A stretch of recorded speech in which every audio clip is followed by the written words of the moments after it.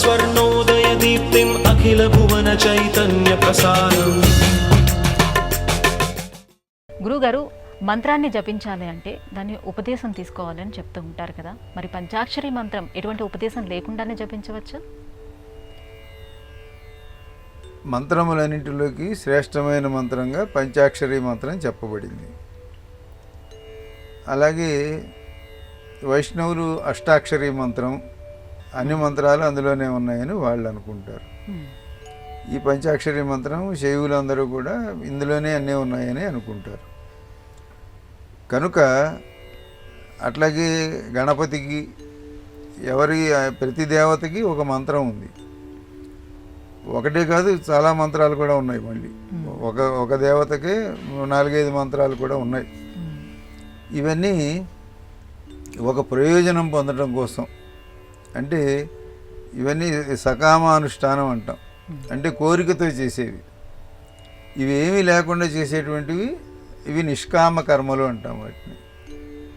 కాబట్టి ఈ మంత్రము యొక్క ప్రయోజనం ఏమిటంటే మననాత్రాయితే ఇది మంత్ర, మనం మననం చేయటం వలన మనని కాపాడుతుంది. కనుక ఆ మంత్రాన్ని ఇప్పుడు ఓం నమ శివాయ అనేది పంచాక్షరి మంత్రం. ఈ పంచాక్షరి మంత్రాన్ని ఎన్నిసార్లు చెప్పినా అదే కదండి. 1,00,000 జపం అంటే 1,00,000 సార్లు ఓం నమ శివాయ అన్నాం. ఒకదాన్ని అన్నిసార్లు అంటే ఏమిటి లాభం అంటే, దాని కూర్పు వలన, దాంట్లో ఉన్నటువంటి అక్షర సంయోజనం వలన, దాంట్లో ఉండేటువంటి స్వరభేదం వలన, అంటే ఇప్పటి భాషలో చెప్తే ఆ ఫ్రీక్వెన్సీ అది సాగేదాని వలన మనకు దానిలోంచి శక్తి లభిస్తుంది. ఆ ఆది పరాశక్తి యొక్క, అంటే ఆ నిర్గుణమైన పరబ్రహ్మాన్ని మనం ఈశ్వరుడిగా భావిస్తున్నాం అనుకోండి. అంటే ఆయనలాగా ఆయనకి జుట్టు ఉంది, జడలు ఉన్నాయి, కాళ్ళు ఉన్నాయి, చేతులు ఉన్నాయి, ఇవన్నీ మనం భావిస్తున్నాం. అసలు వీటన్నిటికంటే ముందు అవేవీ లేని స్థితి ఉంటుంది. అక్కడి నుంచి మనం శక్తిని ఎవరికి వాళ్ళం మనం తెచ్చుకుంటూ ఉండాలి. ఆ తెచ్చుకునేటువంటి దానికోసం ఈ అనుష్ఠానంలో ఉండే ఈ అక్షరాలు, దీని వలన నువ్వు ఎక్కువసార్లు దీన్ని పలకటం వలన నీ నాడులలో స్పందన జరుగుతుంది. 60,000 నాడులు నీలో ఉన్నాయి. నీ మెదడు, నీ హృదయం, నీ గుండె, నీ ఊపిరితిత్తు, నీ శరీరం, వీటన్నిటిలో కూడా ఆ స్పందన వలన మార్పులు వస్తాయి. మార్పుల వలన నీ దుఃఖం ఏది ఉందో అది తొలగిపోతుంది. నీ మనస్సు ప్రసన్నత ఏర్పడుతుంది. నీ ముఖంలో అటువంటి కాంతి కనిపిస్తుంది అని ఈ మంత్రం ఏర్పాటు చేయబడింది. కాబట్టి ఈ పంచాక్షరి మంత్రం ఏ మంత్రానికైనా ఉపదేశము అని ఎందుకు చెప్పారంటే, ఉపదేశించేవాడు గురువు, ఉపదేశం పొందేవాడు శిష్యుడు. కనుక అర్హత కలిగినవాడు, ఉపదేశం పొందేవాడికి అర్హత కావాలి, ఉపదేశం చేసేవాడికి అర్హత కావాలి. ఊరికే మీ ఫ్రెండ్ని పిలిచి కాగితం మీద రాసి ఇది నాకు చెప్పు అని మీ ఫ్రెండ్ ఓం నమ శివాయ నీకు చెప్తే నాకు ఉపదేశం చేశాడు అనుకోవడానికి వీల్లేదు. ఉపదేశం చేసే ఆయన అర్హత కలిగిన వాడే ఉండాలి. అంటే ఆయన 1,00,000 సార్లు, 1,00,00,000 సార్లు ఈ మంత్రం జపం చేసిన వాడికి మాత్రమే మరొకరికి చెప్పే అర్హత వస్తుంది. ఇది అంతా కూడా ఆ మంత్రశాస్త్రంలో ఉండే నిబంధనలు, నియమాలు. కనుక అటువంటి దానిని ఉపదేశం పొందడం వలన ఏం జరుగుతుందండి? ఓం నమ శివాయ నేను చదువుకున్నా కదా, ఇదే కదా ఆయన చెప్పేది. దీనివల్ల ఏమిటంటే ఆయన 1,00,000 సార్లు జపం చేసినటువంటి శక్తి ఆయన ద్వారా మనకు వస్తుంది. మనంతటా మనం చేస్తే, అంటే ఇది ఎలాంటిదంటే, ఇప్పుడు ఒక 100 ఏళ్ల మామిడి చెట్టుకి ఒక కొమ్మని కోసి నీళ్ళ మట్టిలో పెడితే వేళ్ళు వస్తే ఆ చిన్న మొక్కకి 100 ఏళ్ళు వయసు, అంటు మొక్క అది. అదే ఒక మామిడి టెంక మనం నీళ్ళ మట్టిలో వేస్తే మొక్క మొలుస్తుంది, అది కూడా ఇట్లాగే ఉంటుంది. కానీ అది 10 ఏళ్లకో 20 ఏళ్లకో కాస్తుంది. ఈ మొక్క వెంటనే ఏడాదికే కాస్తుంది. దానికి తేడా ఏంటంటే ఇది అంటు కట్టబడింది. దేనికి? ఒక 100 ఏళ్ల చెట్టుకి. అదేవిధంగా అటువంటి గురువు దగ్గర నుంచి మనం ఉపదేశం పొందటం ద్వారా శక్తివంతమైన మంత్రాన్ని మనం పొందుతున్నాం. లేకపోతే ఒట్టి అక్షరాలేవి. కాబట్టి మంత్రోపదేశాన్ని ఆ విధంగా పొందాలి. నాకు కుదరలేదంటే కనీసం నువ్వు ఉన్న మంత్రాన్నైనా చేయి. చేసింది వృధా మాత్రం ఎప్పటికీ పోదు. ఈ గురువు ద్వారా పొందటం వల్ల ప్రయోజనం ఏంటంటే, నువ్వు వేసిన మామిడి టెంక మొక్క మొలిచిందా, లేకపోతే నువ్వు అంటుకొన్నావా అనే దాన్ని బట్టి తేడా ఉంటుంది. కనుక ఈ రెండింటికి మీరు అడిగిన ప్రశ్నకు ఈ సమాధానం సరిపోతుంది అనుకుంటాను నేను.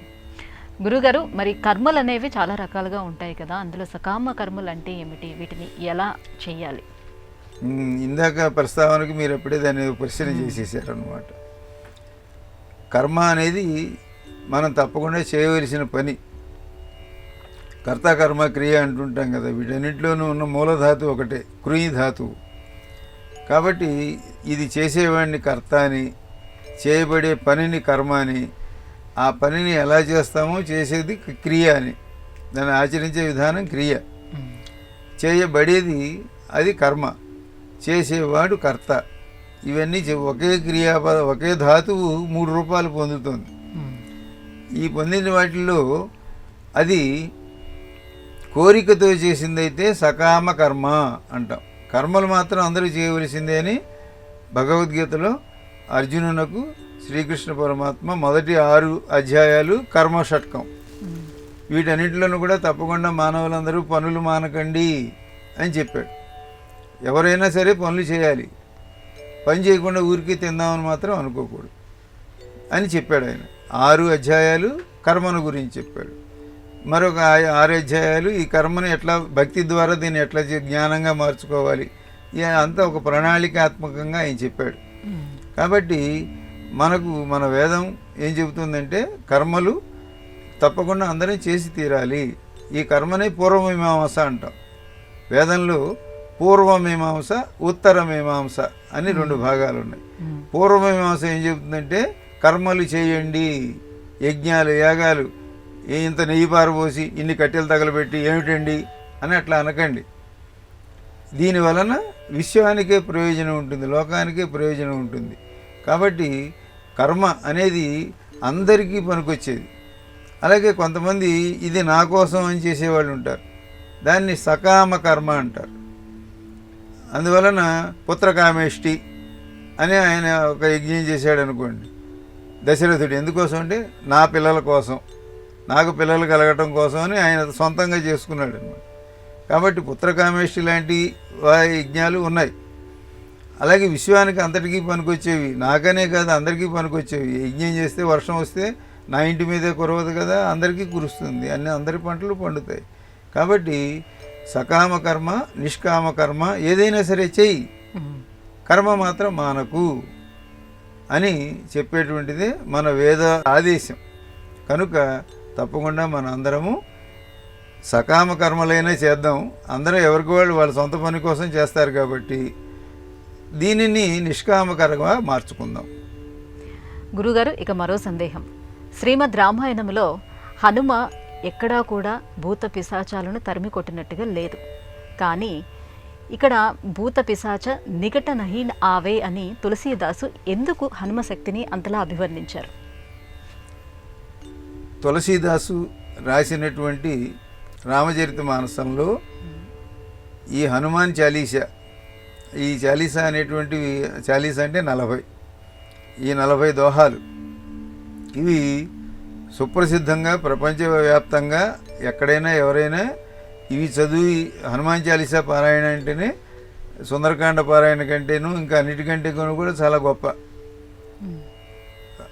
హనుమాన్ చాలీసా నోటికి రాని వాళ్ళు లేకుండా ఉంటారు. ఎవరెవరు అందరూ విద్యార్థులు కానీ వారు కానీ వీరు కానీ మహిళలు పురుషులు అందరూ కూడా అంత ఆకర్షించింది లోకాన్ని అది హనుమాన్ చాలీసా. ఎందుకంటే ఆయన చేసినటువంటి తులసీదాస్ చేసింది తపస్సు, ఆయన తపస్సుతో చేసిన రచన.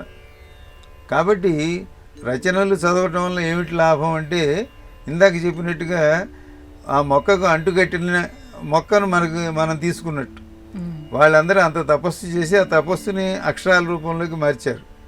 ఈ అక్షరాల ద్వారా అది మనకు లభిస్తుంది. కాబట్టి మనం 100 ఏళ్ళు తపస్సు చేయగల వాళ్ళు 100 ఏళ్ళు చేశారనుకుందాం, మనం 100 ఏళ్ళు చేయకుండా వాళ్ళు 100 ఏళ్ళు చేసిన వాళ్ళు రాసింది ఒకసారి చదివితే 100 ఏళ్ళదే మనకు వచ్చేస్తుంది. కాబట్టి అందువల్లనే మనం ఈ ప్రయోజనం దేవాలయానికి ఎందుకు వెళ్ళాలి అంటే వెళితే ఎప్పుడు ఎంతోమంది మహర్షులు 100 ఏళ్ళు 1000 ఏళ్ళ క్రితం వచ్చిన వాళ్ళందరి యొక్క శక్తి అక్కడి నుంచి మనకు వస్తుంది. మన ఇంట్లో అదే ఫోటో ఉంటుంది, మనం దండం పెట్టుకుంటాం, మంచిదే. కానీ గుడిలోకి వెళ్ళినంత వలన వచ్చిన ఫలితం వెంటనే వస్తుంది. కనుక అదేవిధంగా ఈ సకామ కర్మలు, నిష్కామ కర్మలు వీటినన్నింటినీ ఎట్లా చేస్తున్నామో హనుమ కూడా తాను ఆయనను ఆరాధించడం వలన మనలో ఉండేటువంటి భూత ప్రేత పిశాచములను పోగొడతాడు అని తులసీదాస్ గారు చెప్పారు. ఈ చెప్పిన దానికి రామాయణంలో లేదు కదా, ఆయన ఎట్లా చెప్పాడు అంటే వాల్మీకి చెప్పినటువంటి వాటిని అదనంగా కల్పించి పెంచి చెప్పిన వాళ్ళు చాలామంది ఉన్నారు.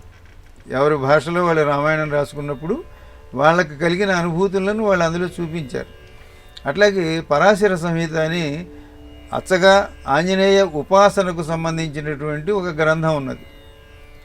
ఆంజనేయుడు ఒక రామాయణంలోనే లేడు. రామాయణంలో ఆయన కిష్కింధకాండ నుంచి కనిపిస్తాడు. కానీ ఆంజనేయుడిని ఎట్లా పూజించాలి? ఆంజనేయుడు ప్రత్యేకంగా ఆయన ఒక ఉపాసకుడు, ఉపాసన చేసేవాడు. మామూలుగా రామభక్తుడు ఆయన. మొదట్లో రాముడి వెంట ఉన్న వాళ్ళల్లో ఎక్కువ అంతమందిలో ఆయన ఒకడు. కానీ ప్రత్యేకంగా హనుమది ఉపాసన చేసి హనుముడు ఒక ప్రత్యేక దైవంగా మనం ఏ ఊరు వెళ్ళినా ఊరు మధ్యలోనే లేకపోతే రోడ్డు మీద ఆంజనేయ స్వామి విగ్రహాలు కనిపిస్తే ఎందుకనంటే అందరికీ ధైర్యాన్ని ఇవ్వటం, ఆత్మవిశ్వాసాన్ని ఇవ్వటం, విజయ లక్షణాన్ని ఇవ్వటం, ఇవన్నీ కూడా ఆ హనుమద్ అవతారంలో ఉన్నాయి. హనుమంతుడు ఈశ్వరుని యొక్క అవతారంగా చెప్పబడ్డాడు. అది వాల్మీకంలో కూడా చెప్పబడింది.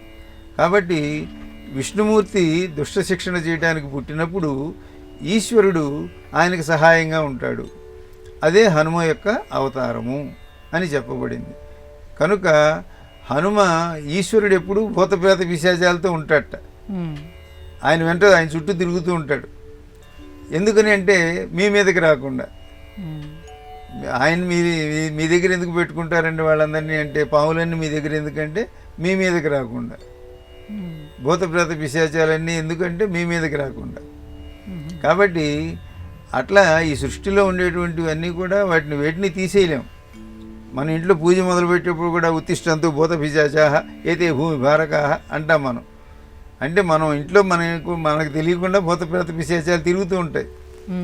అవి రూపం లేకుండా ఉంటాయి. మనం రూపంతో ఉన్నాం, రూపం లేకుండా ఉంటాయి. కాబట్టి వాటిని నువ్వు పోండి అని అనటానికి నీకు హక్కు లేదు, అర్హత లేదు. ఇంట్లో చీమలు దోమలు ఎట్లా తిరుగుతాయి అవి అట్లా తిరుగుతారు వాళ్ళు నీ జోలికి రాకుండా చేసుకో, అంతే మనకు కావాల్సింది. కాబట్టి నువ్వు రోడ్డు మీదకి నువ్వు బండి డ్రైవ్ చేస్తున్నావు, ఎవరు రాకూడదు, రోడ్డు ఖాళీగా ఉండాలంటే కుదరదు. అందరూ వస్తూ ఉంటారు, వాళ్ళని నువ్వు తప్పించుకొని జాగ్రత్తగా వెళ్ళాలి ప్రమాదం జరగకుండా ఉండాలంటే. కాబట్టి మన ఇంట్లోనే భూతప్రేత పిశాచాలు ఉంటాయి. ఆ ఉన్న వాటిని మనం ఈ మంత్రం చేత వాటిని బాబు దూరంగా పోండిరా అని చెప్పాలి. ఉత్తిష్టంతు భూత పిశాచాహ, భూతాలు పిశాచాలు అని. ఇప్పుడు ఇక్కడ భూత పిశాచ నికట నహి ఆవై అంటే నా దగ్గర ఉండకండి అని అడుగుతున్నాడు ఆయన. హనుమను ప్రార్థించడం వలన ఇవన్నీ దూరంగా పోతాయి. అవన్నీ మన మనసులోనే రకరకాల పిరికితనాలు, భయాలు వాటిగా ఉంటాయి భూతప్రేత పిశాచాలు. వీటిని తరిమేయి, హనుమని తలుచుకుంటే ఇవన్నీ పోతాయి అని చెప్పడం కోసమే తప్ప నిజంగా అవన్నీ కూరలతోటి గుడ్లతోటి ఇట్లా తిరుగుతుంటాయని, వాటిని ఆయన ఎప్పుడో చంపాడని చంపలేదని ఇటువంటి ఈ అనవసరమైనటువంటి సందేహాలు లేకుండా హనుమ స్మరణ చేత మనలోనే మన చుట్టూ తిరుగుతూ ఉండేటువంటివి కనపడనటువంటి భూతప్రేత పిశాచాలన్నీ పోతాయి. కాబట్టి హనుమస్మరణాత్ భవేత్ అని చెప్పారు. కనుక మనందరం కూడా హనుమస్మరణ చేత మనకు కనపడకుండా మన చుట్టూ ఉన్నటువంటి భూతప్రేత పిశాచాలని వెళ్ళకూడదాం. ఆ హనుమ స్మరణలోనే ఆ శక్తి ఉన్నది అని తెలుసుకుందాం. గురుగారు, శ్రీకృష్ణుడికి భార్యలు ఉన్నారని అంటారు కదా, అందులో లక్షణ అనే పేరుతో ఆయనకి భార్య ఉందా? ఆమె ఎవరు? శ్రీకృష్ణుడి అష్టభార్యలు, ఇంకా 16,000 మంది, ఇట్లా రకరకాలైన అనేక సన్నివేశాల్లో ఆయన గురించి చెబుతాం. చెప్పి రాముని వలె ఆచరించండి, కృష్ణుడు చెప్పినట్టు వినండి, ఆయన చేసినట్టు చేయకండి అని కూడా చెబుతూ ఉంటారు చమత్కారంగా. అంటే ఆయన అట్లా చేశాడని నేను అట్లా చేస్తాను అనొద్దు. కాబట్టి కృష్ణుడు కృష్ణస్తు భగవాన్ స్వయం అని మనకు మన పురాణములు చెబుతున్నాయి. మిగతా భగవంతుడి యొక్క అవతారాలన్నీ కూడా అంశావతారములు. అనగా ఆ అవసరం కోసం ఆయన మత్స్యావతారం ఎత్తాడంటే మత్స్యావతారం తర్వాత ఆయన పెద్ద పుస్తకం ఏం లేదు దానికి. మత్స్యావతారంలో ఆ పని చేశాడు, వెళ్ళిపోయాడు. అంటే అది కొద్దిసేపు అనమాట. అది అంశావతారంగా ఉంటాం. కూర్మావతారం ఈ క్షీరసాగర మదనం కోసం ఆ సముద్రం ఆ కొండని మందర పర్వతాన్ని పైకి పెట్టడానికి కొద్దిసేపు ఉన్నాడు. ఆ తర్వాత మళ్ళీ కూర్మావతారం గారు ఎక్కడున్నారండి, ఏ ఊళ్ళో ఉంటున్నారు, ఇప్పుడు ఏ పొజిషన్లో ఉన్నారంటే ఇంకా అవేం లేవు. ఆ తర్వాత ఇట్లాంటి అవతారాలు పోగా రామావతారం దగ్గరికి వచ్చేప్పటికి పరశురాముడు ఏదో ఆయనకి కోపంతో ఆయన ఏదో చేశాడు, ఆయన ఒక ఉద్దేశం కోసం పరశురాముడు, నరసింహుడు, వీళ్ళందరూ కూడా కొన్ని ప్రయోజనాల కోసం వచ్చినట్టుగా అవతార స్వరూపం తెలియజేస్తుంది. ఇక రామావతారం మానవ జాతిని సంస్కరించడం కోసం వచ్చినటువంటి అవతారం. అంటే 99 మార్కులు లేదా 90 మార్కుల దాకా వచ్చిందనమాట. ఇక 100 మార్కులకి 100కి 100 ఏది అంటే కృష్ణావతారం. కృష్ణస్తు భగవాన్ స్వయం, భగవంతుడు అనే మాట ఎవరికి వర్తిస్తుందంటే కృష్ణుడికి వర్తిస్తుంది. కృష్ణ భగవాన్ అంటాం కానీ రామ భగవాన్ అనం. శ్రీరామచంద్రుడు మహానుభావుడు అంటాం తప్ప రామ భగవాన్ అనం, కృష్ణ భగవాన్ అంటాం. కాబట్టి భగవంతుని లక్షణాలు సంపూర్ణంగా ఉన్నవాడు శ్రీకృష్ణుడు. నేను ఏదో అడిగితే ఇవన్నీ ఎందుకు చెప్తున్నారంటే ఇది అందులో అటువంటిది అనమాట. ఈ లక్షణ అనేటువంటి లక్షణాపరిణయం అనేటువంటిది ఒక గొప్ప కావ్యం కూడా ఉంది. ఈ ఆయన బంధువుల్లోనే ఒక ఆయన కూతురు ఈ లక్షణ అనే ఆమె. ఆయన ఏం చేశాడంటే వాళ్ళ అమ్మాయికి వరుడి కోసమని మత్స్య యంత్రాన్ని పెట్టాడు. ఆ రోజుల్లో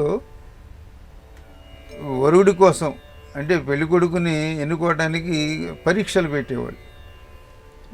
ఇప్పుడు ద్రౌపదికి మత్స్యయంత్రం కొట్టడం, ఆ ఆకాశంలో తిరిగేటువంటి మత్స్యాన్ని కింద నీళ్ళల్లో చూసి ఈ నీడని దానితో కొట్టడం, ఈ మత్స్యయంత్రం కొట్టిన వాడికే మా అమ్మాయిని ఇస్తా, ఈ ధనుస్సుని ఎక్కుపెట్టిన వాడికే మా అమ్మాయిని ఇస్తా అని ఆ రోజుల్లో పిల్ల తండ్రులు ఇటువంటి సవాళ్ళు విసిరేవాళ్ళు అనమాట.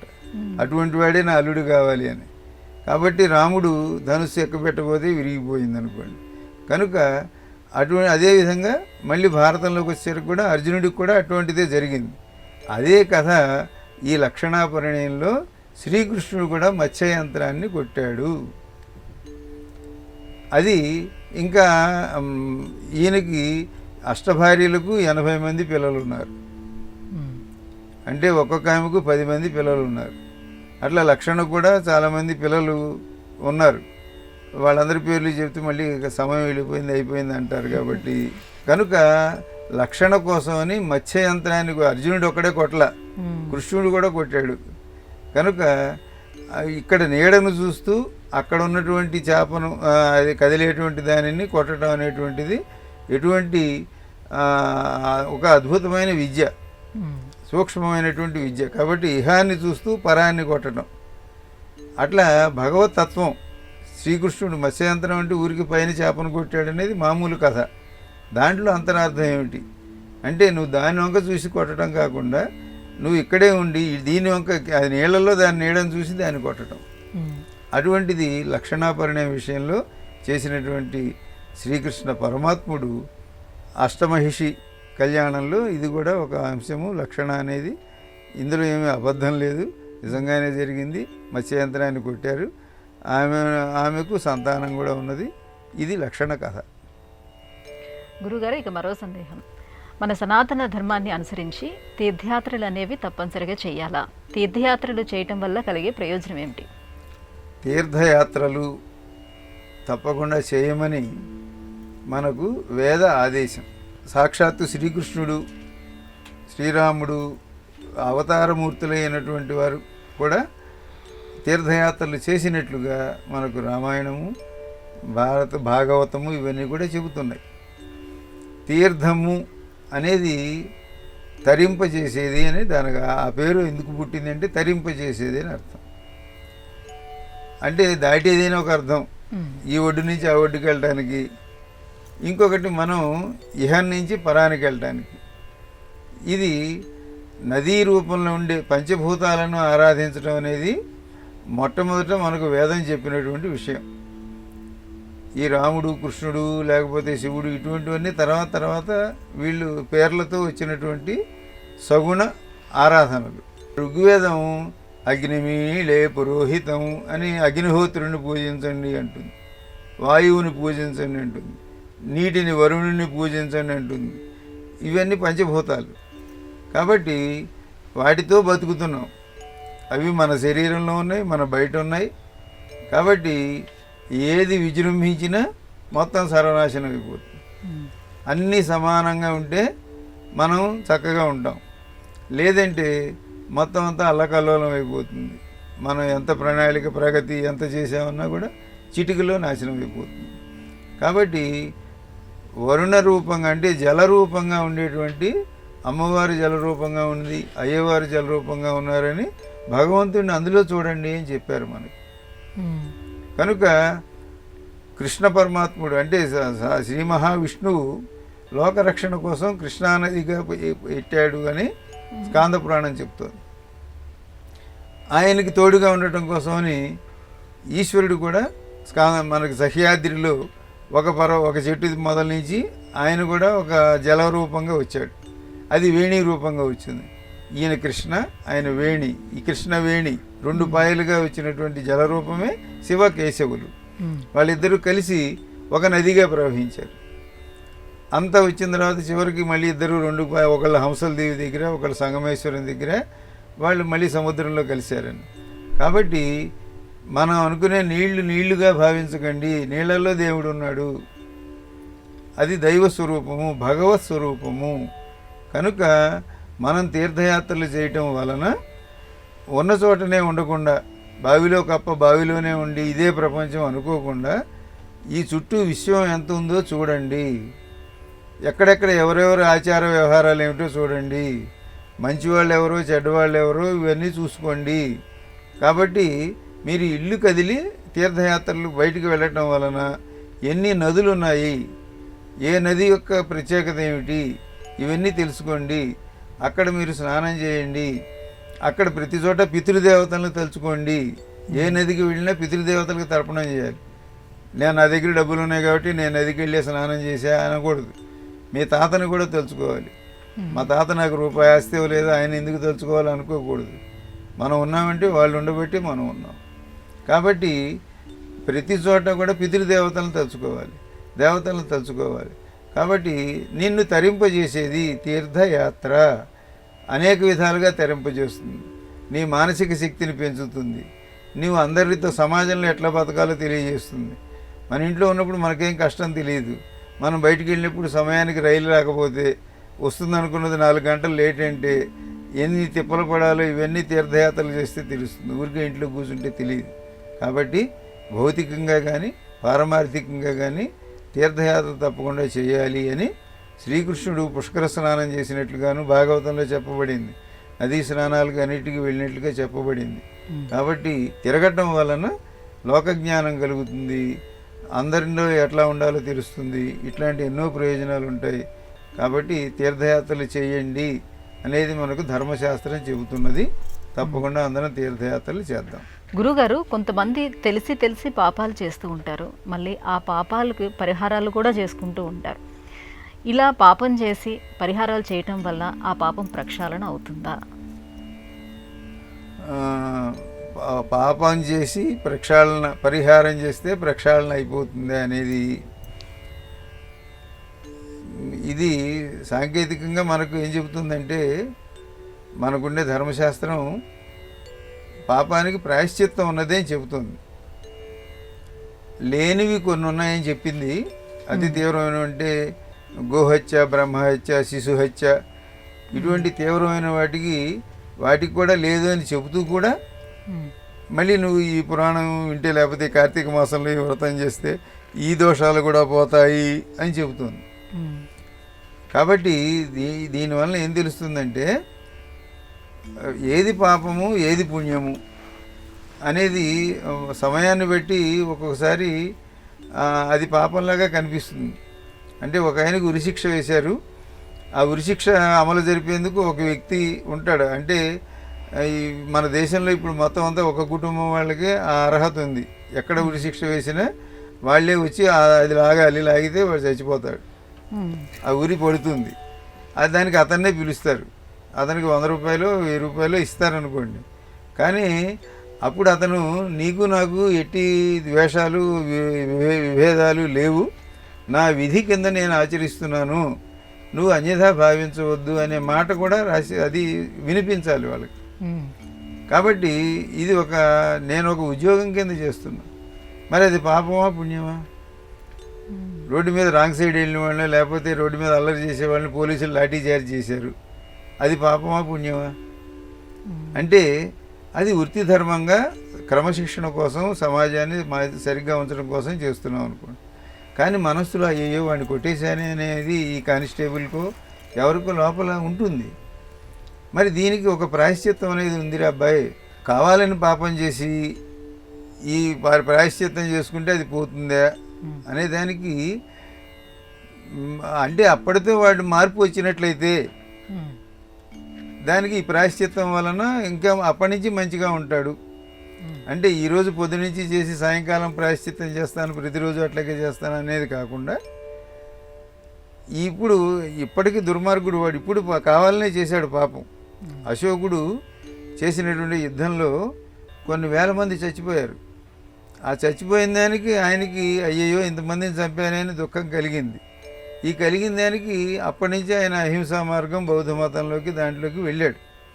కాబట్టి ఇప్పుడు పాత అశోకుడు కొత్త అశోకుడు అన్నాం అనుకోండి, ఆయన దుర్మార్గుడా? ఇప్పటికీ దుర్మార్గుడుగానే చూద్దామా? ఇప్పుడు ఆయన అశోకుడు మహానుభావుడు, చెట్లు నాటిను, ఇవి చేసిన అవి చేసిన అని చెప్పుకుంటామా అని అంటే, పరివర్తన అనేది ప్రధానం అనేవి ఈ ప్రాయశ్చిత్తములు ఇవన్నీ ఏం చెప్తాయంటే, అనేక కారణాల వలన ఒక వ్యక్తి కావాలనే పాపం చేసి ఉండొచ్చు. నేరం నాది కాదు, ఆకలిది అనొచ్చు. వాడు ఆకలి కోసం కావాలనే దొంగతనం చేసి ఉండొచ్చు. కానీ ఇక ముందు ఇట్లా చేయొద్దు, నేను తప్పు చేశాను అని వాడిలో కలిగేటువంటి పరిణామమే పశ్చాత్ తాపము. పశ్చాత్ అనగా ఆ నేరం చేసిన తర్వాత, తప్పు చేసిన తర్వాత కలిగేటువంటి తాపమే పశ్చాత్ తాపం. ఆ పశ్చాత్తాపం చేత దానికి ఏదో ఈ పని చేశాను నేను, కాబట్టి దాన్ని నేను కడిగేసుకున్నాను అనే దాని వలన వాడు మంచిగా బతకాలి, ఇక నుంచి మంచిగా ఉండాలి అనే ఉద్దేశంతో ఈ చేసినటువంటి తెలిసి చేసేటువంటి పాపాలు ప్రాయశ్చిత్తాలతో పోతాయా అంటే, రోజు ఎక్కడికో వెళ్ళి నేను చేసిన పాపాలన్నీ మీ చెవిలో చెబుతున్నా కాబట్టి అన్నీ పోతాయి అని అన్నాం అనుకోండి. అంటే ఎందుకోసం అంటే, అరేరే రోజు ఏం చెప్పుకుంటానరా బుద్ధి లేకుండా, ఇక నుంచి మనం చేయకూడదనేటువంటి పరిజ్ఞానం లోపల పరిణామం రావటం కోసం అందుకోసం అని చెప్పారు. ఈ విధంగా పాపం తెలిసి చేసినప్పటికీ చేసింది పాపం అనే తెలివి, జ్ఞానం కలిగిన దాని వలన అది కడుక్కోవడం, పరిహారం చేసుకోవడం వలన మళ్ళీ చేస్తానని అనుకోవడం, చేసింది మళ్ళీ చేయకుండా ఉండటం కోసం. గురుగారు, ఇవాళ మన ధర్మం కార్యక్రమంలో మాకు వచ్చినటువంటి ఈ ధర్మ సందేహాలన్నీ నివృత్తి చేసినందుకు ధన్యవాదాలండి. సమస్త సన్మంగళాన్ని భవంతు. శుభం. ఇది ఇవాళ మన ధర్మం కార్యక్రమం. రేపటి మన ధర్మం కార్యక్రమంలో మళ్ళీ కలుసుకుందాం. నమస్కారం. ఈ కార్యక్రమాన్ని తిరిగి చూడాలనుకుంటే www.youtube.com/ETV Life Spiritual లో చూడవచ్చు.